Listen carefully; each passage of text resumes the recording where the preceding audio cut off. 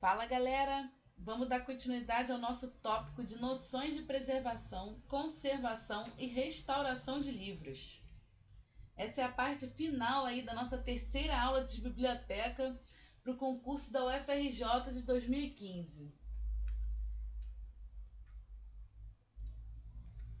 Prevenção.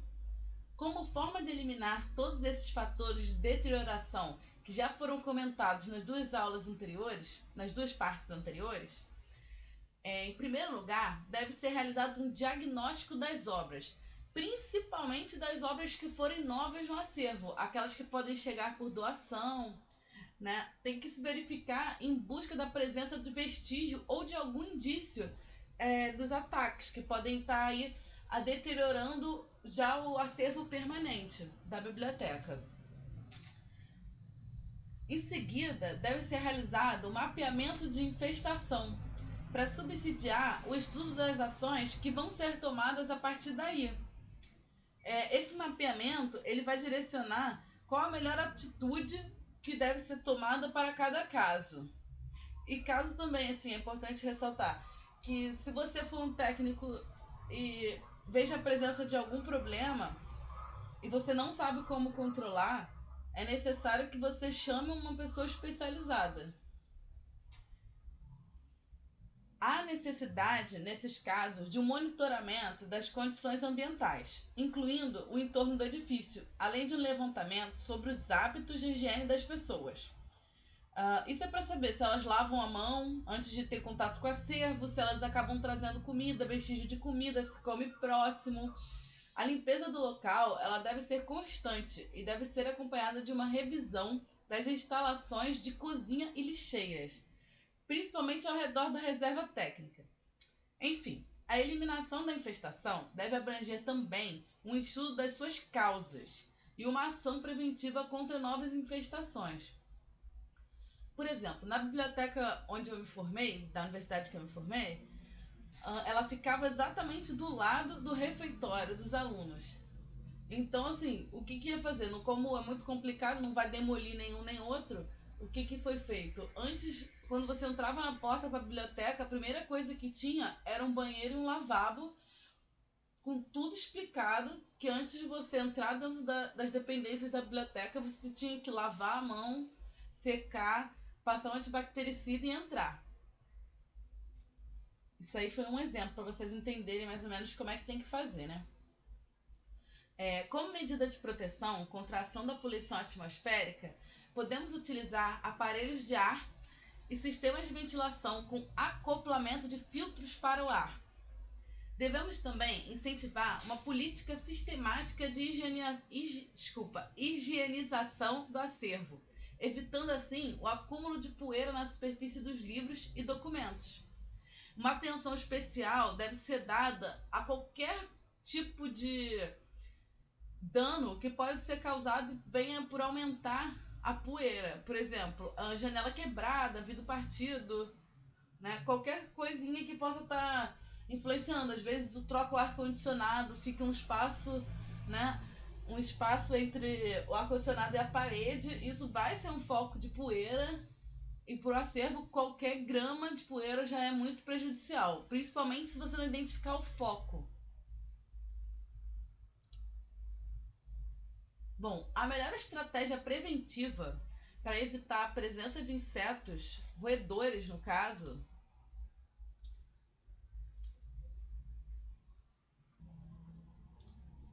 vai ser manter o local de guarda do acervo longe de fontes de alimentos, evitar comer e manter alimentos no local de guarda do acervo, evitar que a cantina ou refeitório fique em sala ao lado de guarda do acervo, retirar o lixo do dia após o final do expediente, evitando pernoite de lixo, substituir os vidros quebrados, janelas, enfim, fazer qualquer tipo de manutenção que tenha a ver com a entrada de poeiras e sujidades dentro do acervo, arejar os armários onde os livros estejam guardados, abrindo suas portas por algumas horas, por exemplo. Alguns investimentos de baixo custo devem ser feitos a começar por... Bom, como a gente pode vê, pode estar entendendo com as aulas, os danos eles são muito intensos. E a maioria deles são irreversíveis. Então, apesar de toda a problemática dos custos de uma política de conservação, existem algumas medidas que podem ser tomadas sem despender assim, grandes somas de dinheiro. São medidas preventivas que vão minimizar drasticamente os efeitos dos agentes. Então, no caso, aqui, investimentos de baixo custo que devem ser feitos, a começar por treinamento dos profissionais na área da conservação e preservação, atualização desses profissionais. Por quê? A conservação ela é uma ciência que está sempre em desenvolvimento. Então, cada dia surgem novas técnicas que ajudam a manutenção do acervo. Só que normalmente são equipamentos que precisam de um curso especializado para a pessoa poder usar. Não adianta comprar. Então, assim, tem que sempre atualizar os profissionais das bibliotecas para uma boa manutenção. O outro ponto é a monitoração do ambiente. Como a gente já viu anteriormente, então tem que controlar a temperatura, a umidade relativa do ar. Elas têm que estar em níveis aceitáveis, padronizados.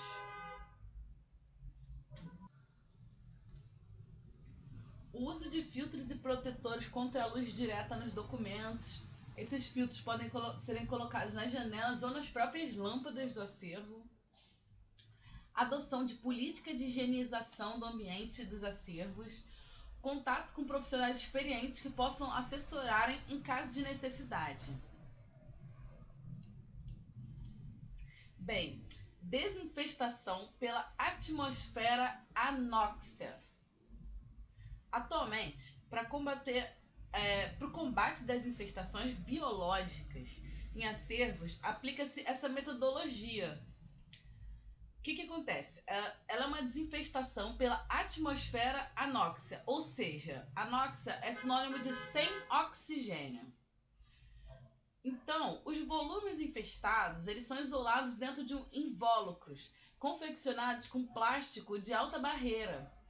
Nesses invólucros permanecem na presença de sachês absorvedores de oxigênios e indicadores de oxigênio residual e de sachês de sílica em gel também, indicadores de umidade. Todos esses elementos eles são calculados precisamente de acordo com o volume do acervo a ser desinfestado, ou seja, tem que ser feito por profissional. Quando você trabalha numa biblioteca e identifica uma infestação biológica, tem que entrar em contato com pessoas especializadas que trabalhem com isso. Vocês estão vendo aí na imagem, né? Isso é um exemplo, é a maquinazinha. Então, esse invólucro de plástico e essa máquina, ela vai sugar todo o oxigênio, entendeu? Ela fica sugando. Então, assim, sem oxigênio, sem vida, né? Essas bolsas, elas são confeccionadas com plásticos de alta barreira. O acervo ele fica exposto a uma atmosfera modificada. Então, na ausência de oxigênio e com a baixíssima umidade que essa máquina ela opera, em um período prolongado, sem oxigênio e com baixa temperatura, não tem como nenhum tipo de vida, nenhum micro-organismo sobreviver. Bom, não que se saiba, né? Plano de conservação preventiva. O manuseio de documentos, como a gente tem visto, ele é determinante para uma maior ou para uma menor vida útil do acervo. Então, recomenda-se sempre a adoção das normas de procedimentos básicos, como, por exemplo, o treinamento do pessoal que contribui consideravelmente para a conservação preventiva do acervo, ou seja, para os funcionários que estão lá todo dia, não é? Então, o resultado dessa educação e conscientização para o tratamento dos acervos será a ausência desses comportamentos que eu vou listar para vocês agora abaixo. São muito comuns no dia a dia das pessoas. Então, pegar o livro ou documento sempre com as mãos limpas, não usar fitas adesivas para consertar a página danificada. Por quê? Porque vai causar uma decomposição química da cola, né? Vocês já devem ter observado que cola ela se decompõe rápido. Então, evitar umedecer as pontas dos dedos com a saliva para poder virar as páginas, não acompanhar a leitura com ponta de lápis ou caneta, não rabiscar ou dobrar as páginas, nem fazer anotações, Não usar o livro como apoio para escrever. Evitar excesso de tinta no carimbo. Não expor sol, água, sujeira. Colocar cortina ou persiana em portas de janela de vidro para evitar a incidência direta da luz. Não encostar nas estantes, nas paredes. Não encostar as estantes nas paredes, evitando assim que a umidade presente nas paredes seja transmitida pelos volumes. No transporte, sempre manter o livro em sacolas plásticas grossas, tá? Não manter plantas aquáticas, guarda-chuva, capa molhada, enfim, qualquer coisa que possa trazer umidade próximo do acervo. Evitar infiltrações e goteiras junto à coleção. Assim que identificar, tem que tratar. Em dias muito úmidos, não abrir janelas, não ficar abrindo portas, exceto quando você não tem opção. Nunca secar os livros molhados com calor ou com sol, com forno de cozinha, secador de cabelo. Por quê? Talvez alguém já tenha feito isso em casa. Eu já fiz, né? Quando você molha uma folha, você quer secar rapidamente, passa um secador, o que vai acontecer? Ela ondula o papel, né? Então, não fumar ou realizar refeições nos prédios que guardam acervos. Não usar fita adesiva e cola plástica, eu já tinha dito essa, né? No caso, o que tem que usar é metilcelulose. É específico, né, para colar as páginas e fazer reparos. Não utilizar grampos, clipes metálicos, porque enferruja. Nunca usar carimbo sobre ilustrações ou textos. Jamais usar caneta tinteira ou esferográfica nas anotações. Quando necessário, usar um grafite macio. O ideal é que não use, ok? Certo é não usar. Não dobrar o papel, do tipo fazer orelha, para poder achar onde está depois. Se você quiser, você usa aquelas fitas de papel, marcadores mesmo, próprios para isso. Aí, é a próxima opção, né? Usar marcadores próprios, evitando, assim, marcas e dobras. Não retirar o livro da estante puxando pela borda superior, e sim pela lombada ali, pelo meio do livro, né? Faz uma pinça com a mão e puxa, e não por cima, com o dedinho, né? Os livros devem permanecer em posição vertical, nunca condicioná-los com a lombada para baixo ou para cima, sempre vertical. Não superlotar a estante. Usar bibliocanto para evitar o tombamento dos livros. Bibliocanto nada mais é do que... são 2 objetos que você coloca no término de cada parte dos livros da estante, né? De uma prateleira, para segurar, para ele não tombar nem para um lado nem para o outro. O nome disso é bibliocanto. Reservar espaço de 3 milímetros entre cada livro para facilitar a sua retirada da prateleira, evitando assim o atrito entre as capas. Por quê? Porque se esquenta, então causa um desgaste por abrasão. Fazer o transporte dos livros em carrinhos especialmente constituídos para este fim. Não se pelotar também. Não apoiar cotovelos sobre os volumes. Não fazer anotação particular em papéis avulsos e colocar entre as páginas porque vai manchar. Evitar enrolar gravuras e documentos. Esse tipo de material tem que ser guardado em pastas ou em locais próprios, por exemplo, mapas. Não pode desdobrar, tem que manter esticado e tem um local dentro da biblioteca específico. Evitar tirar cópias de livros encadernados. Essa prática ela vai danificar não só a encadernação, como também o papel. Evitar encapar os livros com papel pardo ou similar.